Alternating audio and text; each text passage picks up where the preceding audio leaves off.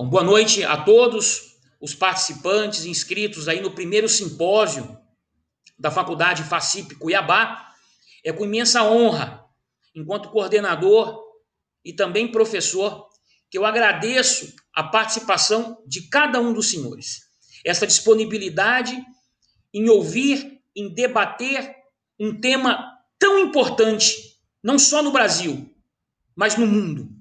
Precisamos mudar o nosso conceito, o nosso respeito a todo ser humano. Por isso, a escolha deste primeiro ciclo de debates. Tá ok?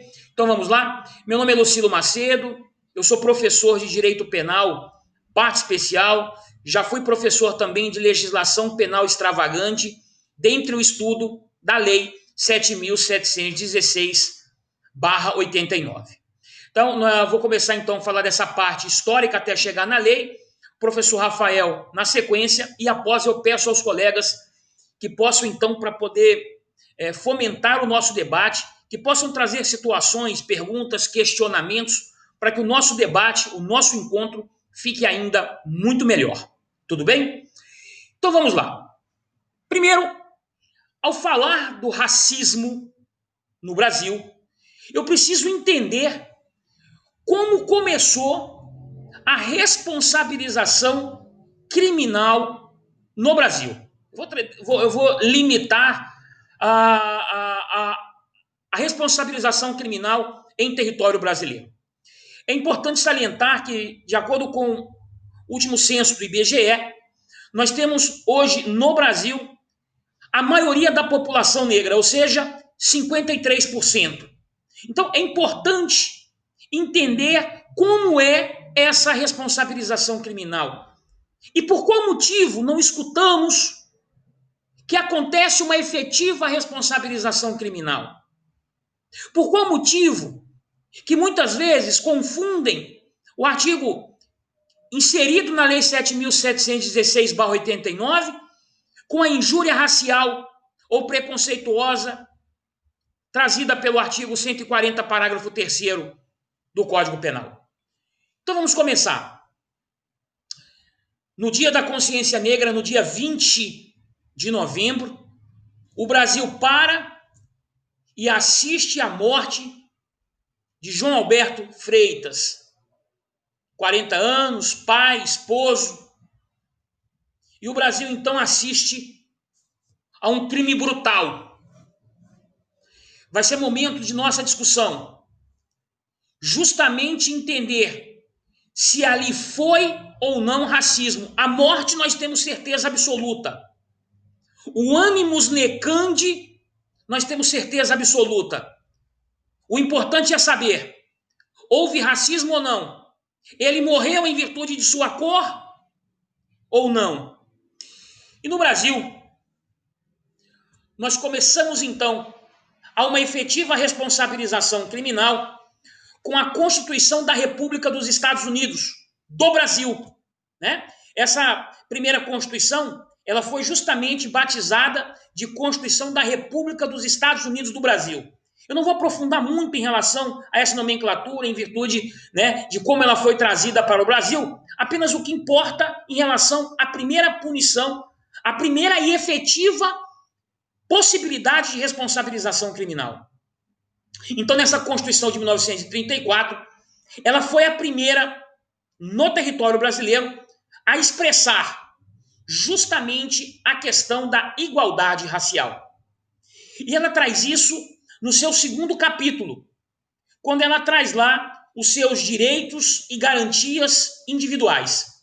Então, essa Constituição, chamava-se então Constituição da República dos Estados Unidos do Brasil, lá no seu artigo 113, ela traz então a devida proteção, e ela traz da seguinte forma: a previsão legal do artigo 113.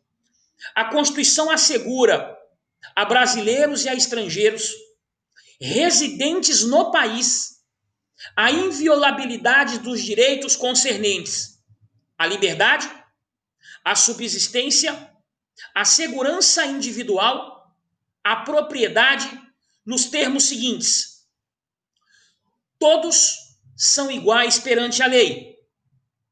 Todos são iguais perante a lei. Nem distinções, e não haverá privilégios nem distinções por motivo de nascimento, sexo, raça, profissões próprias ou dos pais, classe social, riqueza, crenças religiosas ou ideias políticas. Então, pela primeira vez, eu tenho então no contexto brasileiro o contorno trazido pelo texto constitucional. Porque nós sabemos que a Constituição ela não pode trazer penas.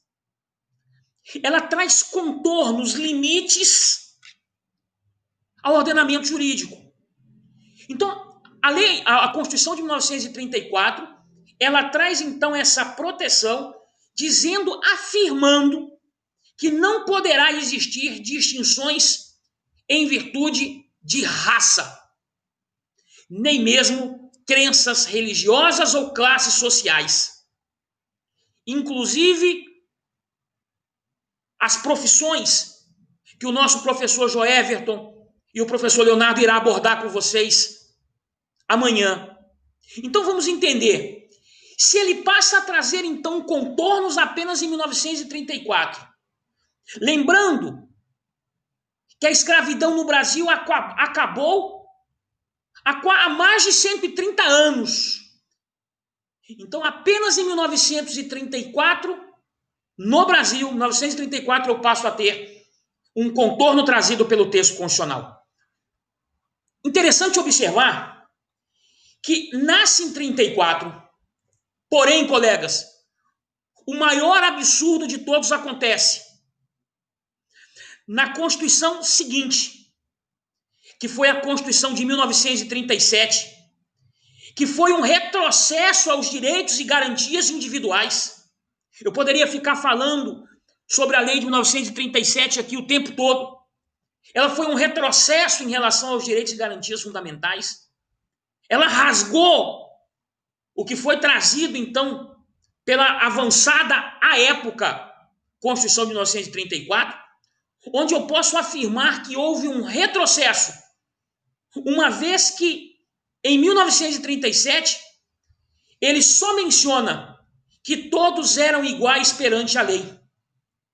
Ele não menciona absolutamente nada em igualdade em relação à raça, sexo, religião, condições de trabalho, profissões, apenas que todos são iguais perante a lei, acabando, dizimando com os direitos e garantias fundamentais do indivíduo. Acontece que, após 1937, 3 anos após, eu tenho então em vigor o nosso Código Penal. Este Código Penal que está em vigor hoje, o nosso Código Penal brasileiro. É interessante observar que o nosso código ainda está na vigência da Segunda Guerra Mundial. E o nosso Código Penal, então, ele, quando nasce, em 1940, ele não trazia nenhuma tipificação, ele não trazia em seu texto nenhum tipo penal acerca de condutas discriminatórias. Então, o Código Penal, quando nasce em 1940, ele não traz em seu texto a tipologia discriminação, ou mesmo uma discriminação racista. Ele não traz isso.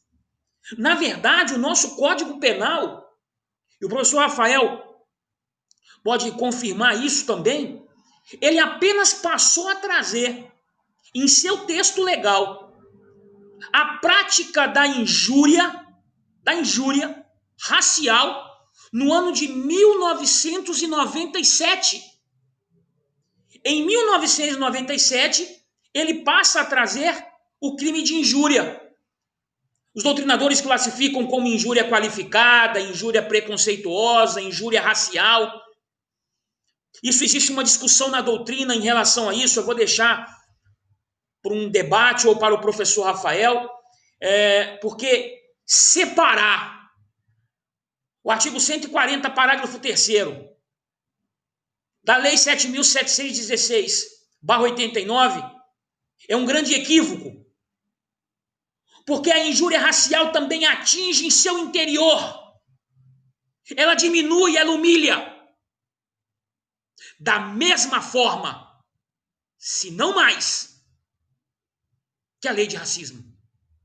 Então, a discussão que existe, inclusive, o próprio Supremo Tribunal Federal vai enfrentar a matéria agora no dia 26, amanhã, ele vai enfrentar essa matéria. Eu vou deixar isso um pouquinho mais à frente para o nosso debate, em relação à prescritibilidade e à questão da fiança. Depois eu volto nesse assunto, vou deixar isso para o nosso debate. Bom, então vimos que o nosso Código 40, a princípio, né, ele não traz absolutamente nada, porém, em 1946, passa então, né, a trazer a própria Constituição, né, a Constituição de 1946, ela passa realmente a combater, né, ela passa a combater o preconceito. Então, na Constituição de 1946, onde o Código Penal já estava em vigor, enfrenta-se o tema, aquele tema que ficou esquecido lá em 1937 com aquela Constituição, uma Constituição autoritária. Para alguns, a Constituição polaca, que baniu os direitos e garantias individuais. E aí, com essa Constituição de 1946, ela traz então, justamente, ela inova e passa a trazer uma sociedade livre, justa e igualitária. E ela consagrava, em seu artigo 141, em seu parágrafo 5º, essa Constituição de 1946, que não seria tolerada, então, guerra, de processos violentos para subverter a ordem pública e social, ou preconceitos de raça ou de classe. O Brasil, então, retorna a trazer a efetiva proteção no texto constitucional, quando ele passa, então, ele veda esses processos violentos envolvendo preconceitos de raça ou de classe.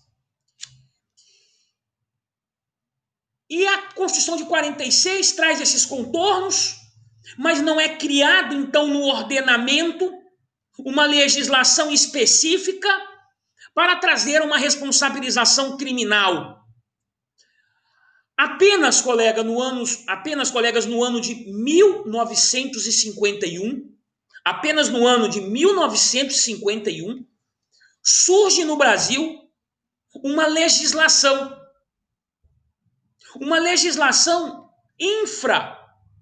infraconstitucional, fora do texto constitucional, da testilha de lei da Constituição, do texto da Constituição, surge então uma legislação que é conhecida pela legislação, considerada como legislação antidiscriminação.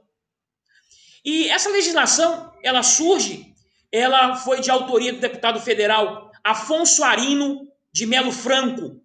Então, o deputado federal Afonso Arino de Melo Franco, ele ficou conhecido, ele foi o autor desta lei, que foi a Lei 1390/91. Porém, colegas, o que acontece com essa lei infraconstitucional? Ela passa a trazer para os atos resultantes de preconceitos de raça ou de cor, tratado como sendo uma contravenção penal. Ou seja, quando eu falo em responsabilização, eu falo em crime, aquele do Código Penal, ou contravenção penal, que é um delito anão, é um delito liliputiano. E a contravenção penal, ela passa a trazer uma prisão simples ao indivíduo que praticasse uma conduta resultante de preconceito de raça ou de cor, trazendo uma prisão simples de até 1 ano, multa além da perda do seu cargo público. A perda do cargo público, por sinal, encontra-se na redação atual da Lei 7.716/89, que veremos aí um pouquinho mais à frente. Então, ela traz uma prisão simples. Atenção, colegas, não se menciona, porque como é contravenção penal, não se fala em reclusão ou detenção. Diferente do texto constitucional que nós temos hoje, que ele fala que são crimes punidos com reclusão. E aí o professor Rafael me permita invadir um pouquinho a matéria dele e dizer a vocês que quando eu falo reclusão, eu estou dizendo possibilidade do início de cumprimento de pena em regime inicialmente fechado, semiaberto ou aberto. É isso que diz o Código Penal em seu artigo 32 e seguintes.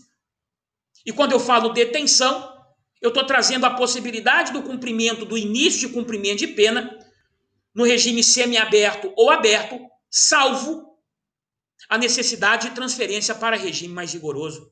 Então, a lei traz uma prisão simples, ela traz esta multa, mas ela evolui e passa a trazer para o crime praticado pelo agente público a perda do cargo público. Então, eu passo a ter, no ano de 1951, uma lei efetiva, a lei então conhecida como deputado Afonso Arino de Melo Franco, a primeira lei que passa a responsabilizar criminalmente a prática, então, de preconceito de raça ou de cor. Bom, claro que alguns entendem que não foi um avanço porque ele trazia como consequência, né, uma pouca severidade, uma pena muito branda para um crime tão grave.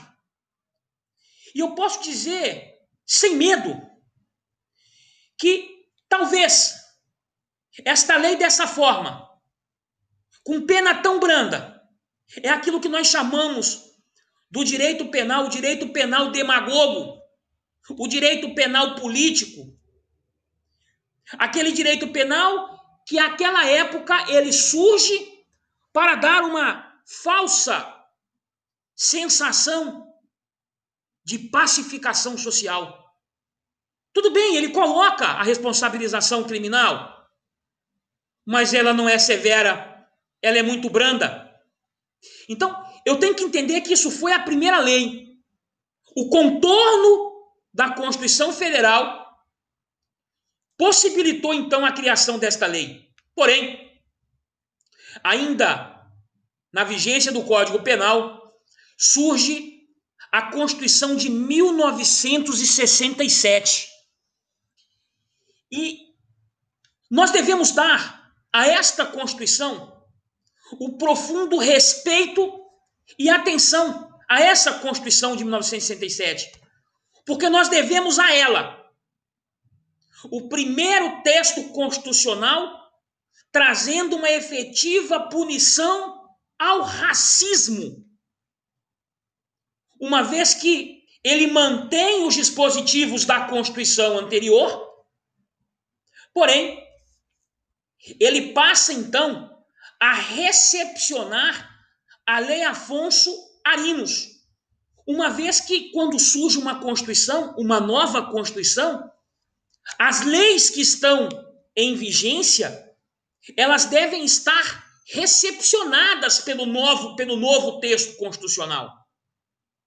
Então, esta lei, ela recepciona, ela traz então a legalidade do texto dessa lei infraconstitucional.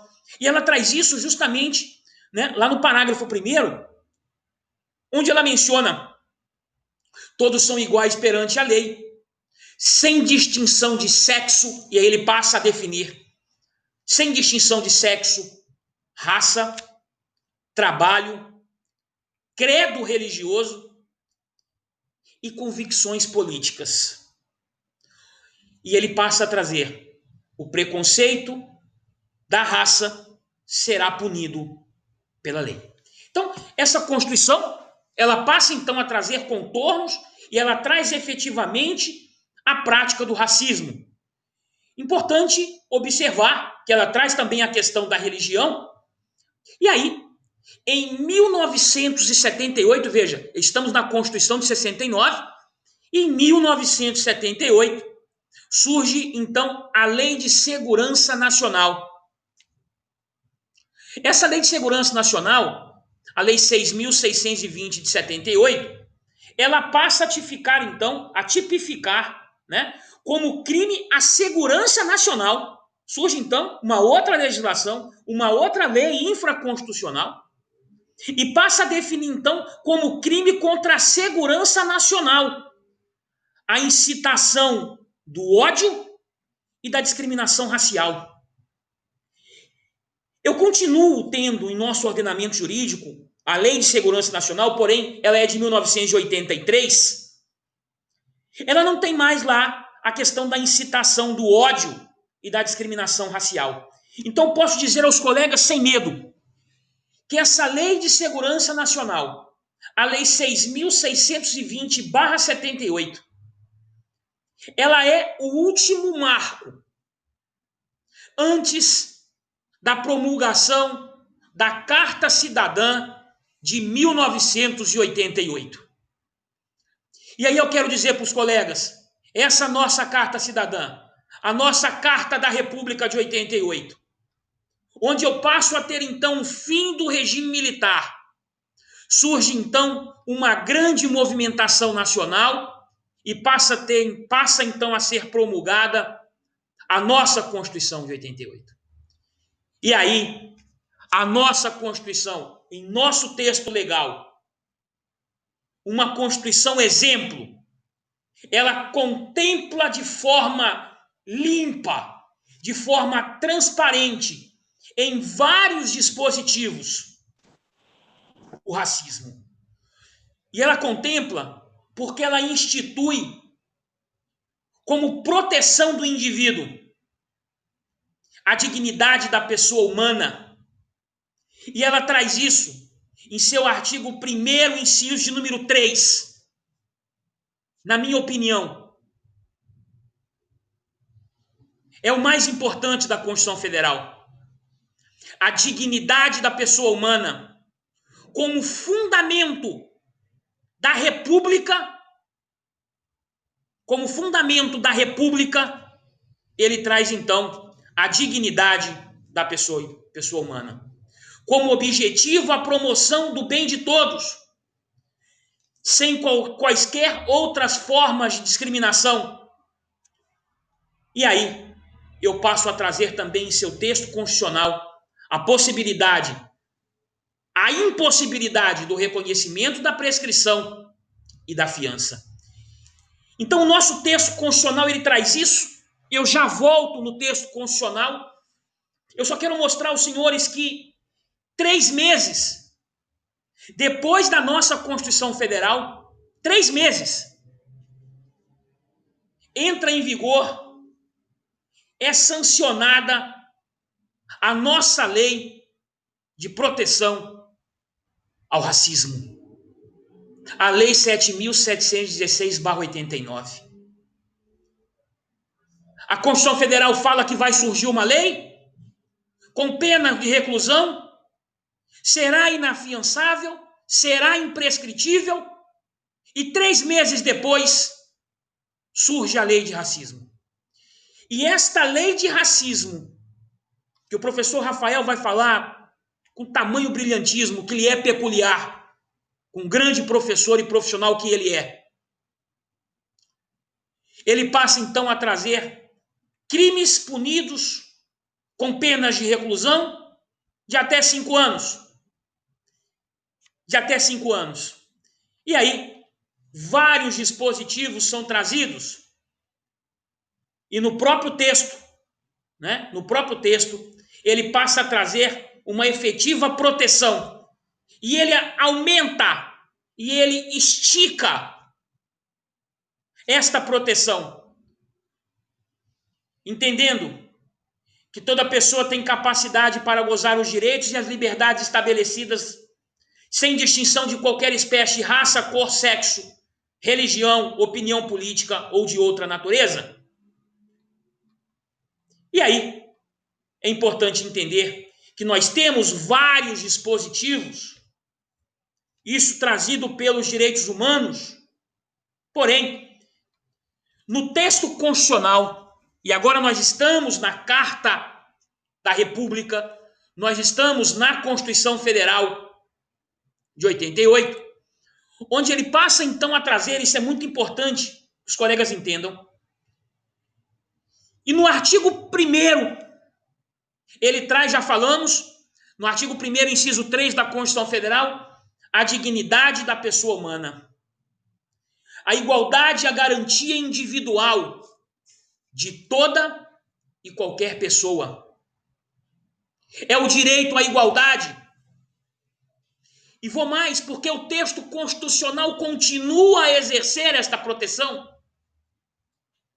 Quando em seu artigo 3º, inciso de número 4 da Constituição Federal, ele traz como objetivo fundamental da República Federativa do Brasil, objetivos fundamentais da República Federativa do Brasil, ele traz promover o bem de todos, sem preconceitos de origem, raça, sexo, cor, idade e quaisquer outras formas de discriminação. Olha o que traz o nosso texto constitucional.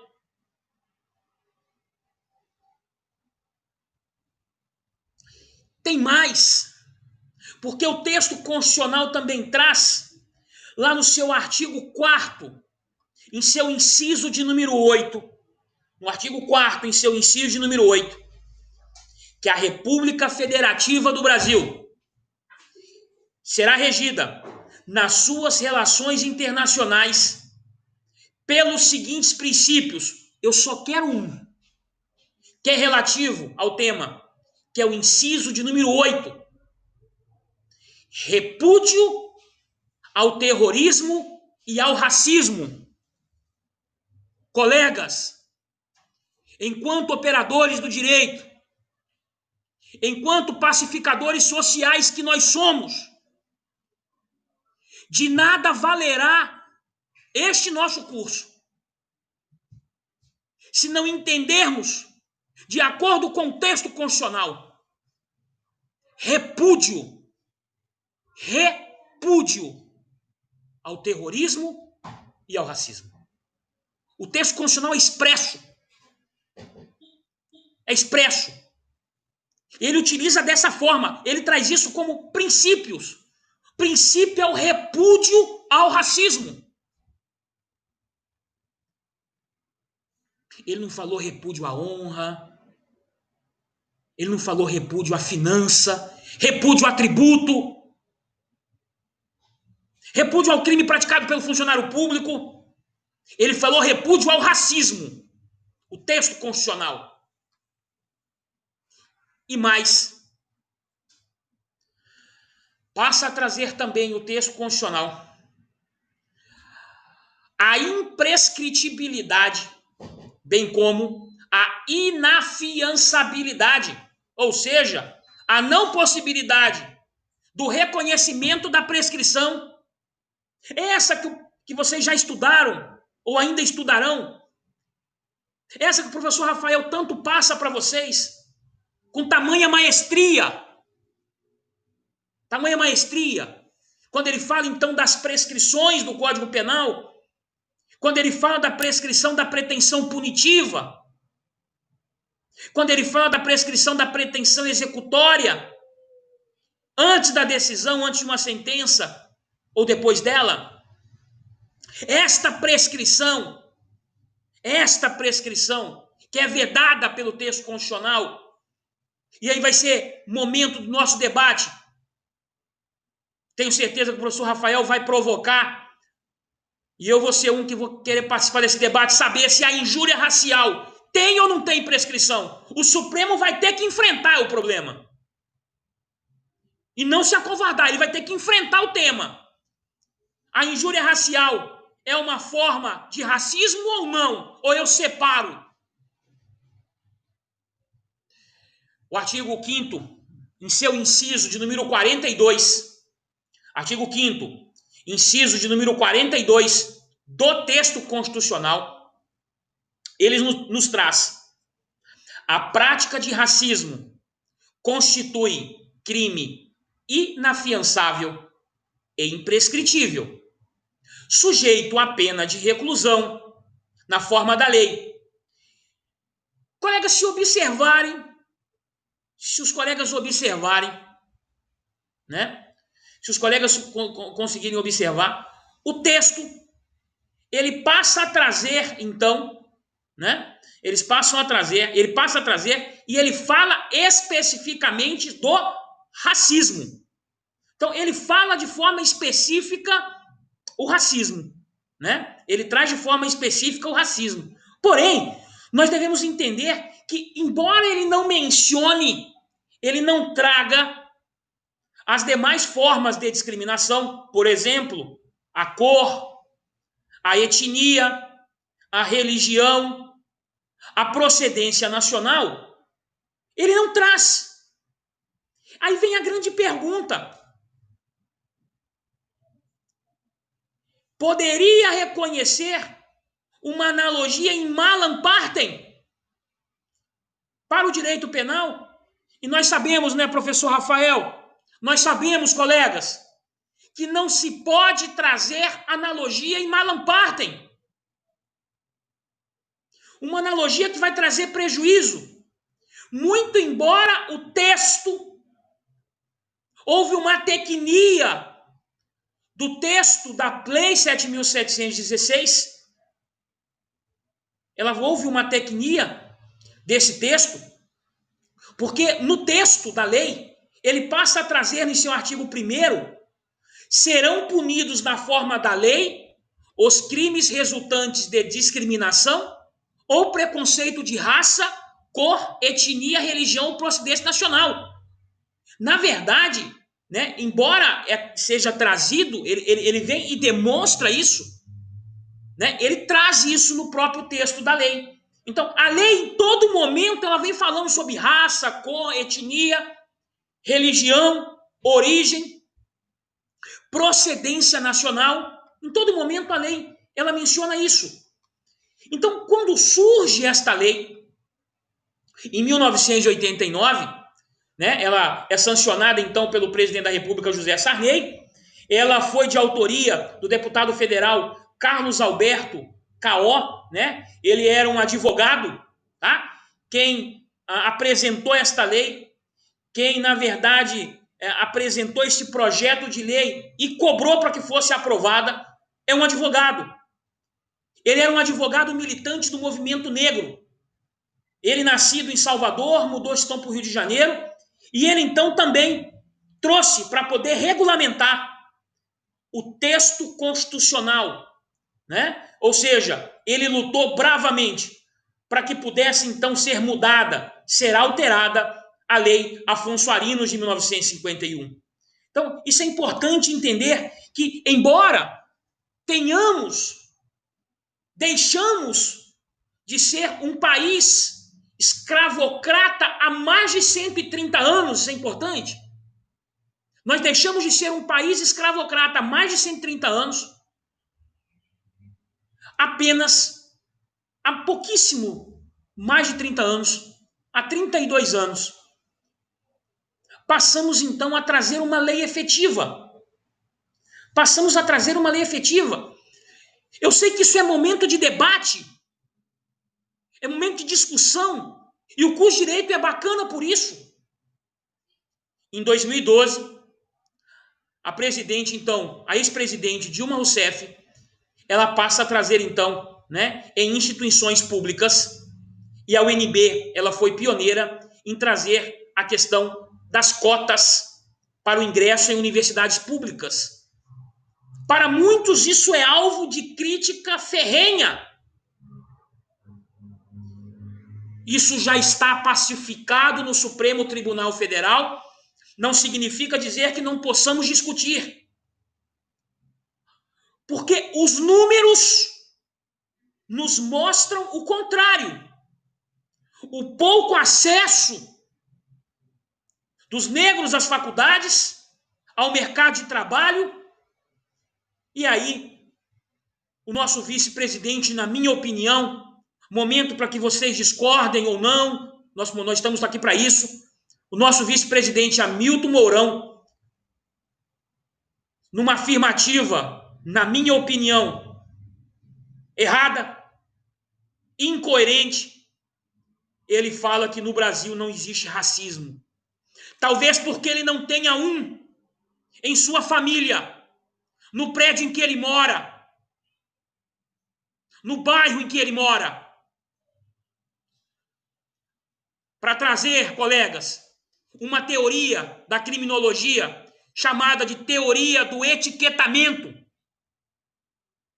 Talvez sequer ele conheça para falar que no Brasil não existe racismo. Ele foi infeliz em sua fala.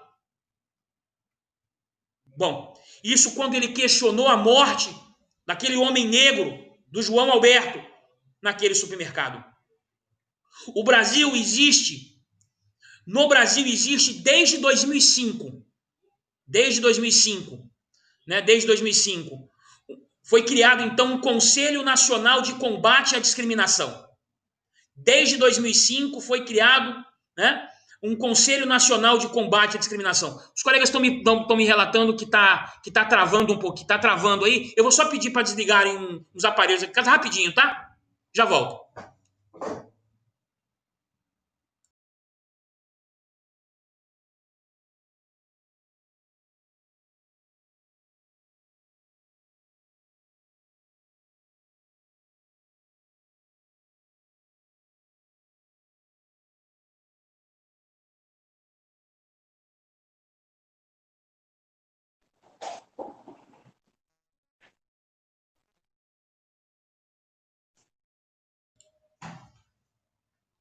Bom, vamos lá, colegas, vê se melhora aí a transmissão. Bom, então, em 2005, surge então o Conselho Nacional de Combate à Discriminação, que é o decreto 5.397.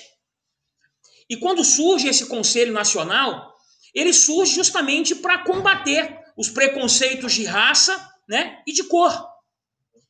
É importante, colegas, que quando eu falo discriminação, esses termos precisam melhor da nossa conceituação. Primeiro, porque quando eu falo discriminar, quando eu trago a discriminação, eu tenho que entender que discriminação é o mesmo que diferenciar, é o mesmo que distinguir, é o mesmo que tratar de forma diferente. Quando eu falo preconceito, na verdade significa dizer um juízo antecipado, um julgamento.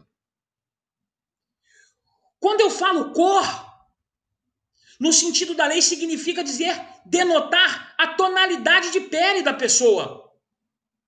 Quando eu falo etnia, eu tenho que entender que etnia ela deve ser utilizada para caracterizar o conjunto de pessoas identificadas pela linguagem, pela cultura, traços físicos ou mentais.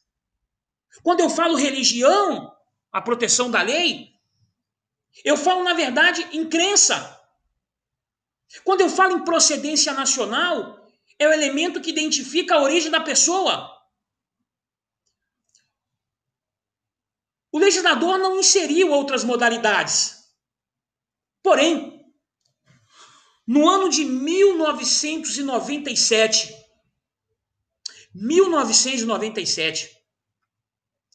entra em vigor no Brasil a Lei 9.455/97. É a lei de tortura. E essa lei de tortura, os colegas vão se lembrar bem dela. Essa lei de tortura foi aquela que aquele tatuador tatuou na testa daquele jovem que foi furtar uma bicicleta e ele tatuou: sou ladrão, sou vacilão. E ele foi condenado pela lei de tortura. Acontece que esta mesma lei de tortura, ela também traz uma proteção efetiva ao racismo. E eu tenho que ter um cuidado para não confundir.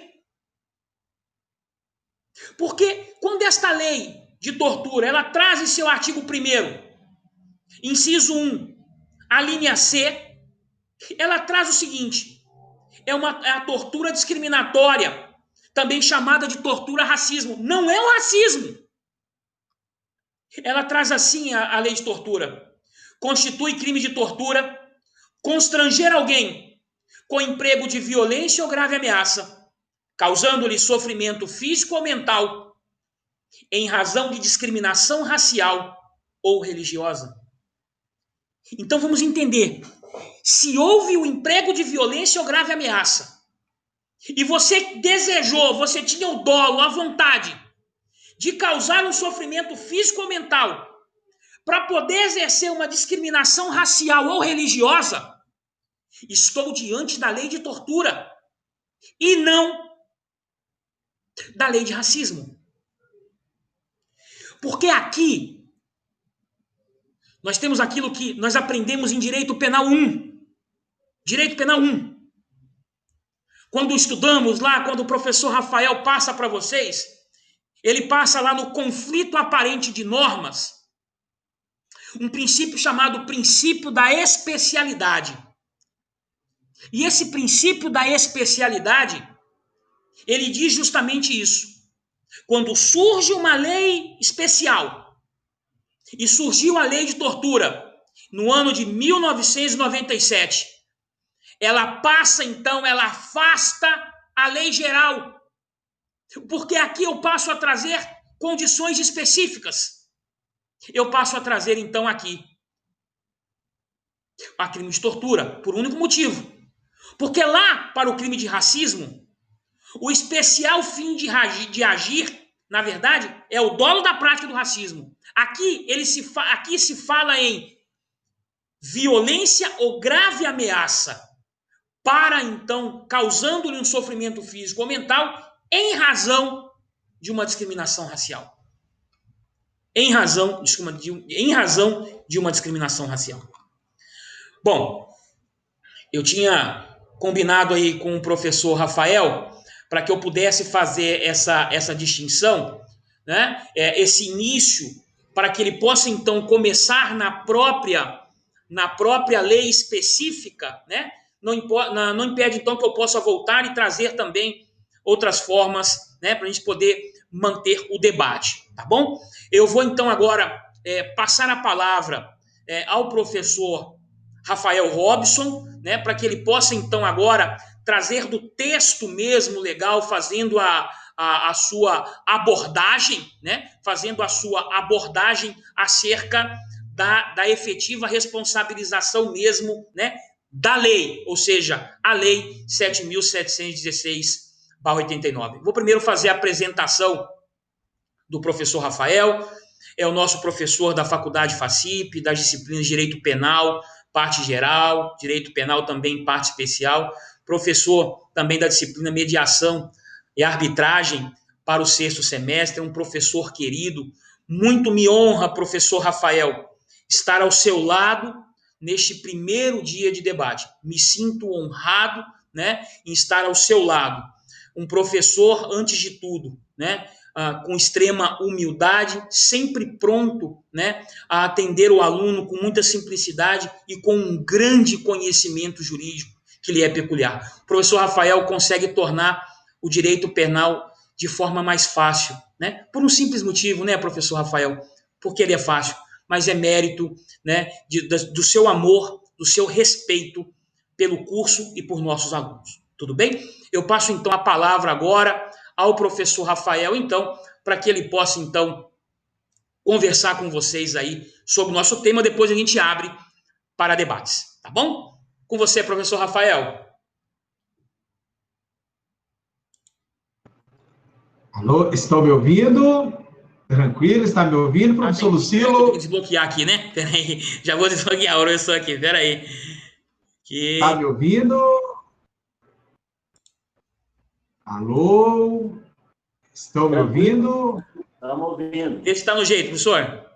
Não está ouvindo, não. Peraí. Está ouvindo, sim. Agora não tá, caralho.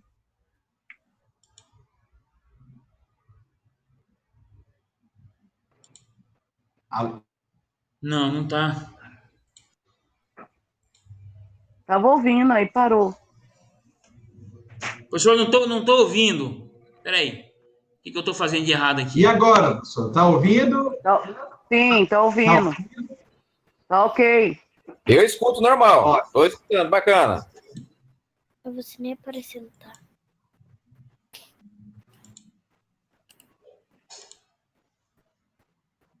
Áudio perfeito. Estão ouvindo o professor Rafael aí, não, né?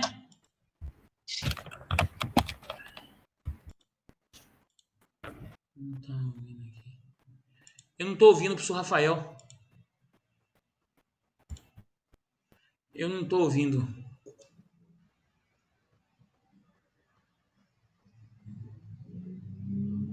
Tá escutando, Ed? Tá escutando?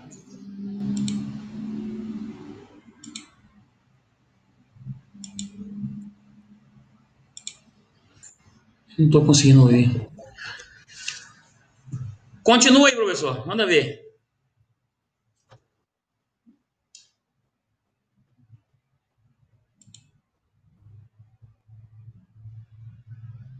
Também não tô.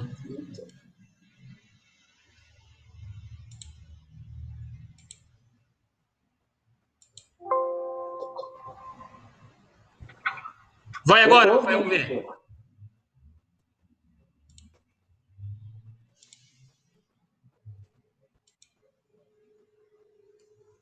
sei o que eu tô fazendo aqui, não. Estão me ouvindo agora? Professor Lucila, acho que liberou agora.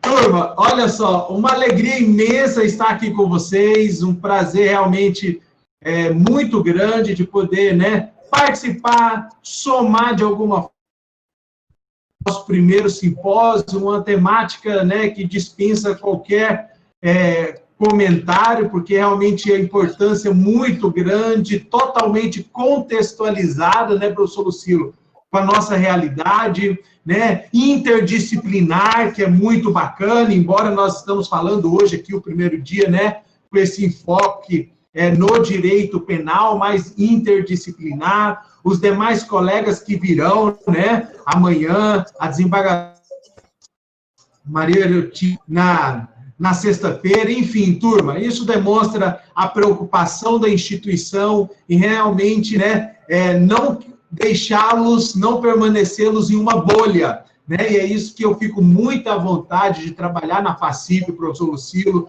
de ser liderado pelo senhor enquanto nosso coordenador, porque a gente consegue visualizar de uma forma bem nítida, sem maiores esforços, né, a dedicação da instituição, e isso, né, personifica no Senhor, na atuação do Senhor, em colocar o aluno totalmente a par da realidade, do contexto prático, né? Então, assim, eu vejo que esse simpósio é um desdobramento lógico do que a gente já tem feito, o senhor, desde quando chegou na instituição. Então, professor Lucilo, muito obrigado, tá ok? Pela confiança, fiquei muito feliz. É muito difícil falar depois do senhor, né? Acho que já comentei com alguns colegas. Não sei se vocês já tomaram suco de vitamina de abacate, suco de laranja depois de tomar uma vitamina de abacate, né? O suco de laranja fica horrível, colegas. Por quê? O gosto da vitamina de abacate é forte, é marcante, né? E essa é a minha situação aqui. Professor Lucilo, você é um suco de laranja aqui, depois de uma fala tão boa, né, tão precisa, tão técnica, tão contextualizada do senhor, mas a minha intenção é contribuir. Então, me lembrei aí dessa analogia, né, mas espero que, de alguma forma, os alunos aqui possa contribuir, parabenizá-los também. Olha, nós estamos aqui em 30 pessoas, né, a comunidade, isso demonstra a Mauri, todos os colegas que aqui estão, né, essa dedicação de vocês. No começo da pandemia, eu sempre falava, olha, já passou o tempo de reclamar, Fábio, já passou o tempo de reclamar.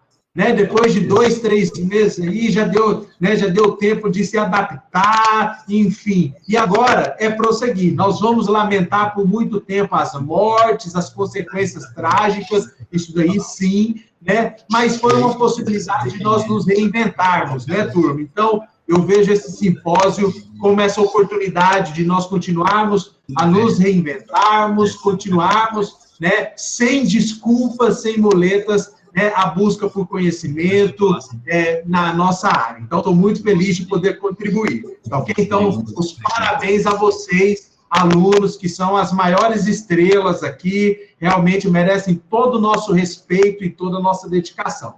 Tranquilo? Turma, uma temática muito bacana, né? Sempre que eu vejo aí questões, simpósios, eventos jurídicos, professor Lucilo, a primeira coisa que eu olho é meio que um exercício natural, turma, é ver a contextualização temática, né? Até que ponto o tema daquele determinado evento, ele possui aí uma contextualização, possui uma adesão social, né, contemporânea, enfim, se não é nada muito desvinculado, né, do que a gente pode ver no dia a dia. Então, turma, falar de racismo estrutural e ainda, né, no enfoque do direito penal, que é a nossa proposta aqui do primeiro dia, é justamente trazer essa conotação que não tem como, olha só, né? Estamos aqui em um evento jurídico, Ed, vocês realizaram um investimento, né? Sempre gosto de falar que não é gasto, é um investimento, né? Estão investindo aí no conhecimento de vocês.